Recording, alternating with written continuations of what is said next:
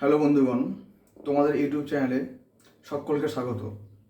मेरे जो नॉन बेंगली भाई बहन है उन लोग को भी स्वागत है। इस चैनल आप लोगों का है।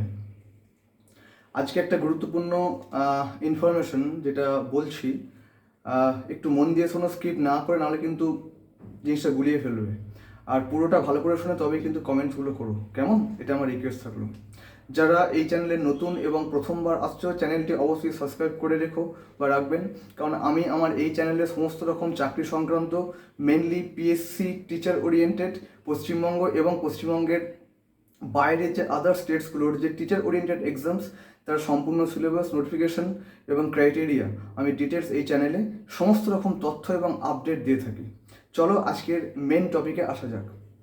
আজকের টপিকটা হচ্ছে, কয়েকদিন আগে আমরা সবাই জানি যে একটা জিনিস, সেটা আমি ভিডিওতেও বলেছি, সেটা হচ্ছে যে বেশ কিছু সংখ্যক, এবং সংখ্যাটা অনেকটা বেশি, যে যারা 2016 ইন সার্ভিস এবং আনটেন্টেড যোগ্য টিচার, তারা কিন্তু বঞ্চিত হয়েছে, প্যানেলে আসতে পারেনি।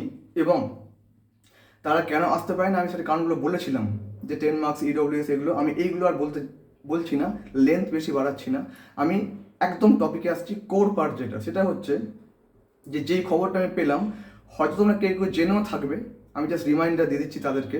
সেটা হচ্ছে যে 2016 যে ইন সার্ভিস যারা যারা যোগ্য এবং বঞ্চিত হয়েছে, ইন্টারভিউ প্যানেলে আসতে পারেনি 10 মার্কসের জন্য, তারা কিন্তু এই ব্যাপারটা কিন্তু ছেড়ে দেয়নি, এবং তারা সবাই কিন্তু অলরেডি রিট ফাইল করেছে, এবং তারা হাইকোর্টে একটা কেস করতে চলেছে, এবং তারা হাইকোর্ট থেকে সিঙ্গেল বেঞ্চ বা ডিভিশন বেঞ্চ থেকেও সুপ্রিম কোর্ট পর্যন্ত যাওয়ার একটা স্ট্রং চান্সেস কিন্তু রয়েছে, যারা ইন সার্ভিস যোগ্য 16 ক্যান্ডিডেট।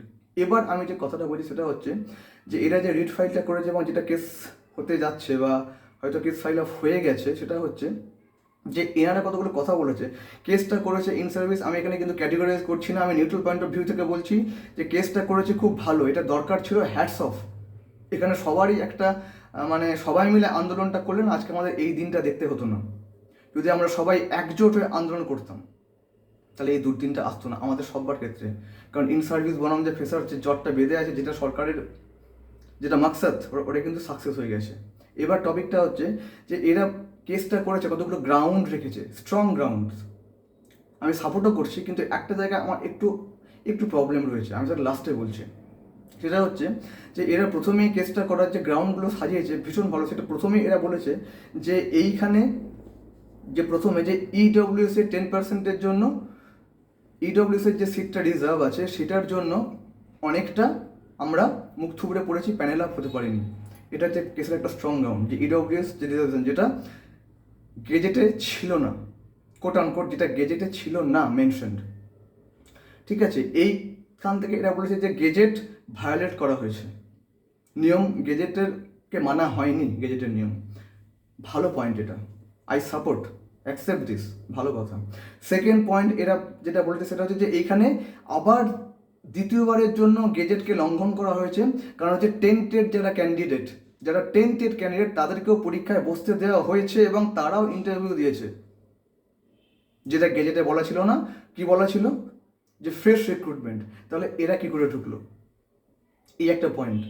থার্ড পয়েন্ট এরা বলেছে যে শুধু 2016 ক্যান্ডিডেটদের পরীক্ষা কেন নেওয়া হলো না, কেন ফ্রেশারদেরকেও কেন ঢোকানো হলো, এই একটা পয়েন্ট আছে।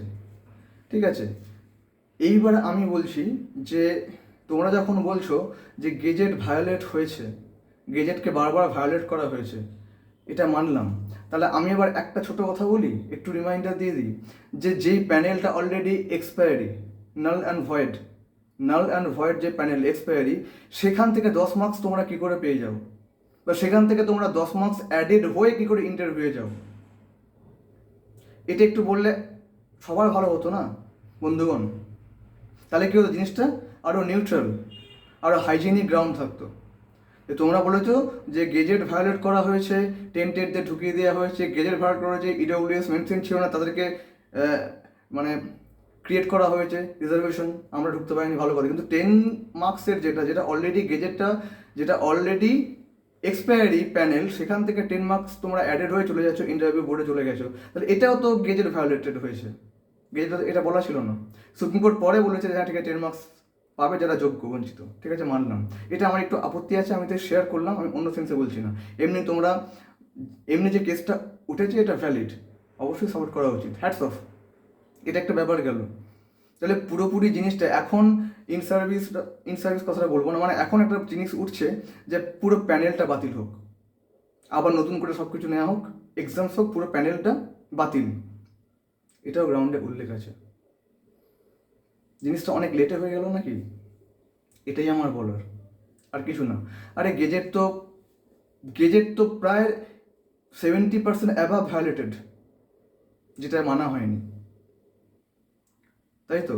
দেখা যাক এইটা এবং এই কেসটা কত দূর গড়ায়, কি হয় না হয়, তার আপডেট আমি অবশ্যই দেবো। আর আমি এখন এই ভিডিওতে যে সমস্ত কথাগুলো এখন বললাম না, প্রত্যেকটা কথা যেগুলো বললাম সেইগুলোর প্রত্যেকটা ডকুমেন্টারি কপি আমার টেলিগ্রাম গ্রুপে আমি আপলোড করে দিচ্ছি।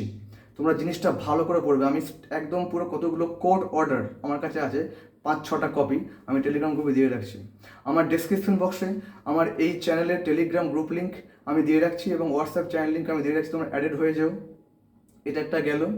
আর কথা হচ্ছে যে তোমরা যেটা বলেছো যে গতকাল আমি যে পিসি ভিডিওটা বানিয়েছিলাম সেখানে ইংলিশ ওরিয়েন্টেড যারা, ঠিক আছে, আমার নতুন চ্যানেল যেটা আমি ক্রিয়েট করেছি সেখানে সারা ভারতবর্ষের প্রায় সব স্টেটেরই পিএসসি ওরিয়েন্টেড সিলেবাস, যেগুলো টিচার এক্সাম যেগুলো হবে বা হতে চলেছে 2026-এ, ঠিক আছে, আমি সেগুলো আপলোড সিলেবাস কন্টেন্ট ওয়াইজ আমি ওখানে পড়াবো ইংলিশটা।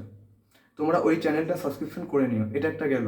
আর last but not the least, সেটা হচ্ছে যে তোমরা বারবার কমেন্টে, প্রতিদিনই আমি কমেন্টগুলো কতগুলো একই কমেন্ট পাই, সেটা হচ্ছে 10 নাম্বার বাতিল হোক, কি এই হোক সেই হোক। দেখো এইগুলো এখন বলার মতো আমরা কেউ নই, টোটালি কোর্টের আন্ডারে আছে। এবং এটা একটা কেউ কমেন্ট করছে স্যার এটা তো আবার নাহলে সুপ্রিম কোর্টে, না সুপ্রিম কোর্টে যাবে না 10 মার্কসে, এটা হাইকোর্টে ফয়সালা হয়ে যাবে, একটু ওয়েট করতে হবে, একটু পেশেন্স রাখতে হবে 6 জানুয়ারি পর্যন্ত।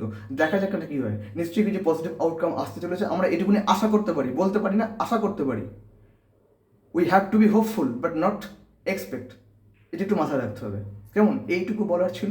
আর আবারও বলছি, এখনও বলছি, এই টাইমটা হেলায় হারিও না। পিএসসি আছে সামনে, অ্যাসিস্ট্যান্ট টিচার, প্রিপেয়ার করো নিজেদেরকে, আমি ফুল সাপোর্ট এখান থেকে করছি, ঠিক আছে? এটুকুনি বলার ছিল। ভালো থেকো, বাই।